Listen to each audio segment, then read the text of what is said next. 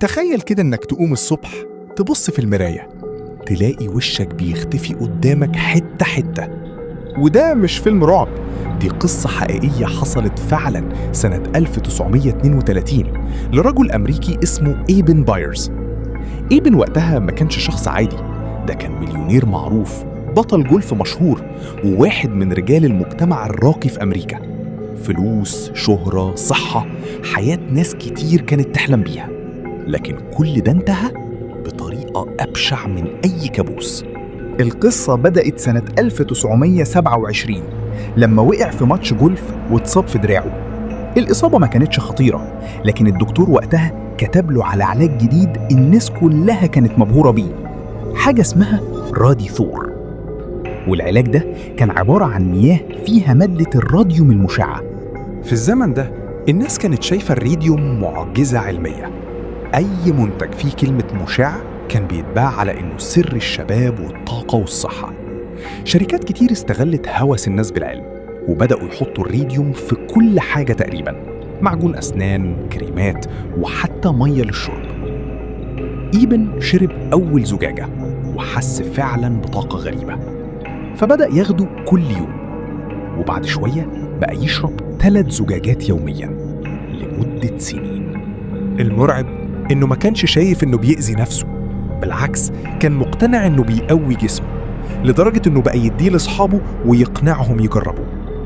بس اللي ما كانش يعرفه إن كل جرعة كان بيشربها كانت بتقتل جزء صغير من جسمه ببطء.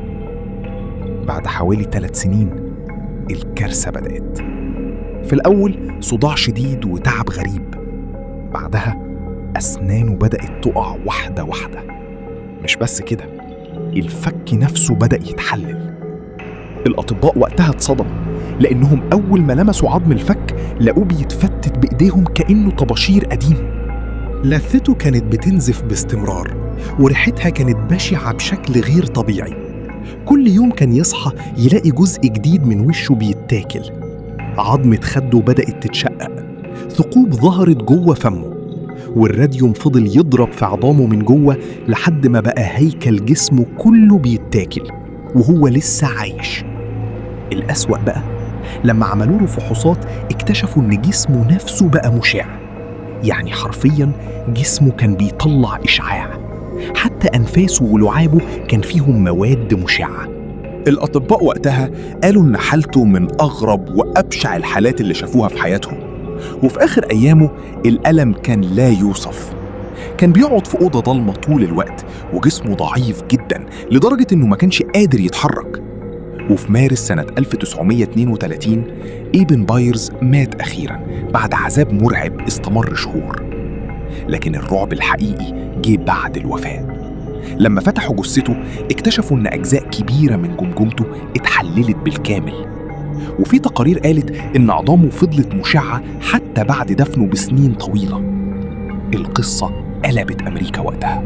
الصحف اتكلمت عن الرجل الذي قتلته الطاقة الذرية، والفضيحة دي كانت من الأسباب الرئيسية اللي خلت الحكومة الأمريكية تبدأ تحط قوانين صارمة على الأدوية والمنتجات الطبية.